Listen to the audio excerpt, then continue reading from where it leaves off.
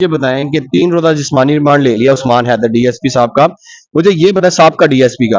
अब मुझे ये बताएं कि क्या उनको उनके साथी छुड़ाने आएँगे सीसीडी के कब्ज़े से?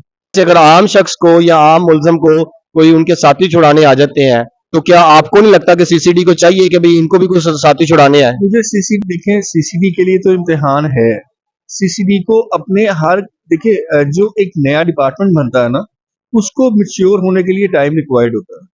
अस्सलाम वालेकुम पब्लिक डिजिटल के साथ मैं हूं सुलेमान अमान। नाज़रीन, कुछ रोज से ये खबरें गर्दिश जो कर रही हैं कि जो डीएसपी पंजाब पुलिस के उस्मान हैदर है, उन्होंने अपनी बेटी और अपनी बीवी को जो है वो मुबैना तौर पर कत्ल कर दिया था, और इसमें से एक की लाश शेखुपुरा और दूसरी की जो लाश है वो कसूर वाली साइड पे जो है वो फेंक दी थी। और ये हैरान कुन इंकशाफात सामने आए, और सबसे बड़ी अचीवमेंट ये पंजाब पुलिस के लिए एक तो बहुत बड़ा ये टारगेट था या बहुत बड़ा समझ लें ये केस था। बड़े हैरान कुन के इंकशाफात सामने आए कि हाजिर सर्विस डीएसपी को जो है उन्होंने किस तरह गिरफ्तार किया। गिरफ्तार करने के बाद उन्होंने जो है उनको 3 रोज़ा जिस्मानी रिमांड पे जो है वो अपनी तवील में ले लिया है पुलिस की जानिब से। और जो डीआईजी इन्वेस्टिगेशन है उनकी जानिब से यही कहा गया कि इस केस को मिसाल के तौर पर जो है वो सेट करेंगे। तो पंजाब पुलिस जो है ये केस जो है वो मिसाली तौर पर सेट करने जा रही है।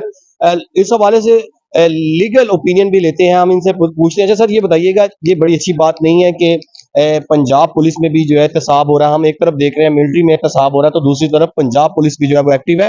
हाजिर सर्विस डीएसपी का ना इन्वेस्टिगेशन को जो है वो उस्मान हैदर को उनकी बेटी और उनकी जो बीवी है उनके कत्ल के इल्जाम में गिरफ्तार किया। तो आप कैसे देखते हैं इस एहतसाब को? फर्स्ट ऑफ ऑल पुलिस वालों के लिए मैं जितना भी तारीफी कलमात कहूँ वो कम है। जिस तरह से ये इन्वेस्टिगेशन की गई है और जितनी एक्यूरेट की गई है, जिसके अंदर मॉडर्न डिवाइसेस को यूज किया गया है इनको ट्रेस करने के लिए, और जो डेड बॉडीज ट्रेस हुई है, ये कोई छोटी बात नहीं है। This is a long distance between Sheikhupura and कसूर, और इन दोनों जगहों पे डिफरेंट 2 लाशें बरामद करना और इतने शॉर्ट पीरियड ऑफ टाइम में, ये पुलिस को क्रेडिट जाता है।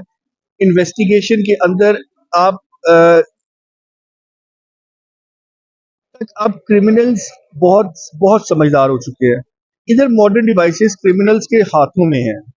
इनको अगर पकड़ना है तो क्रिमिनल्स की तरह हमें उसी डिवाइसेस को यूज करना पड़ेगा उनको पकड़ने के लिए।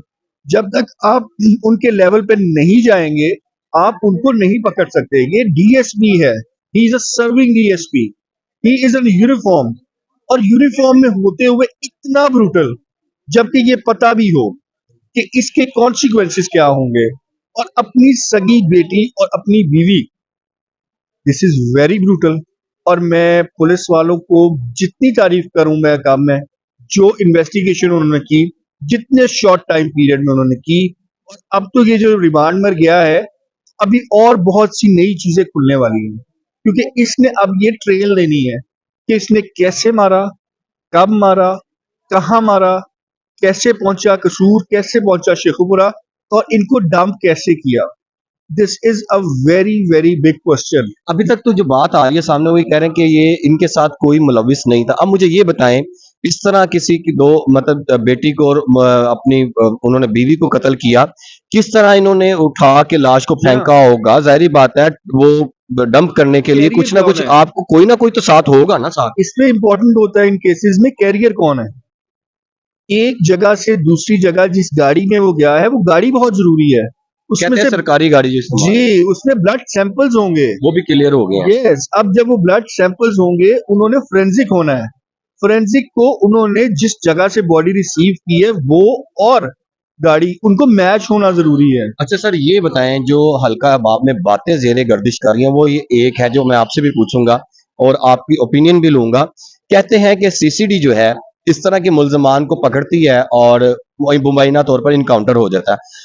सीसीडी के लिए ये बड़ा इम्तिहान नहीं है क्या? ये पहले मुझे बता देना। देखें, सीसीडी के लिए तो इम्तिहान है।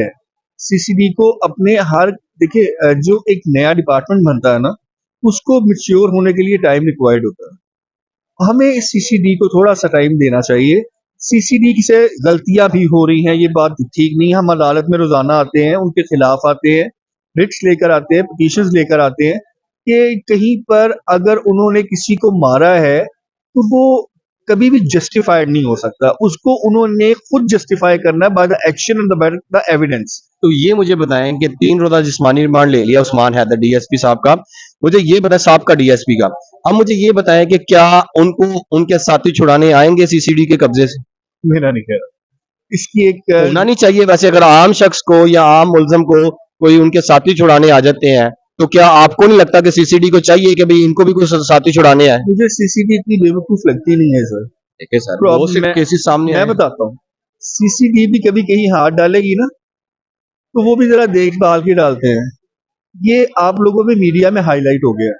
बिल्कुल। जब ये मीडिया में हाईलाइट हो गया ना, तो इस पे एहतियात सीसीडी वाले बहुत ज्यादा करते हैं। तो वो तो तीसरी बट का भी हाईलाइट हुआ हुआ है। अच्छा, तीसरी बात के अभी भी मेरी इन्वेस्टिगेशन चल रही है, अभी भी इंक्वायरी चल रही है। 2 पुलिस वाले उसमें एक्यूज्ड हैं। मैं अभी प्रायर उस तरह से कोई आपको नहीं देना चाहता, but I am somehow involve in that case.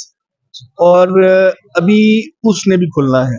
उस अभी केस में जी हाँ, जी हाँ। अभी वो जो उनके मुताबिक पुलिस मुकाबला हुआ या उनके साथियों ने आके उन्हें फायरिंग करके मारा, it has to be established. अभी वो होना है। यानी कि आप मुकला एज अ लॉयर आप ये नहीं समझते कि जिस तरह लोगों के साथ हुआ है सीसीडी की जानिब से, उस्मान हैदर के साथ भी ऐसा ही होना चाहिए? उस्मान हैदर के साथ मेरी नज़र में मैं कभी किसी इल्लीगल मर्डर को जस्टिफाई नहीं कर सकता। एक गलत है तो ये ऐसा नहीं है कि ये भी गलत हो।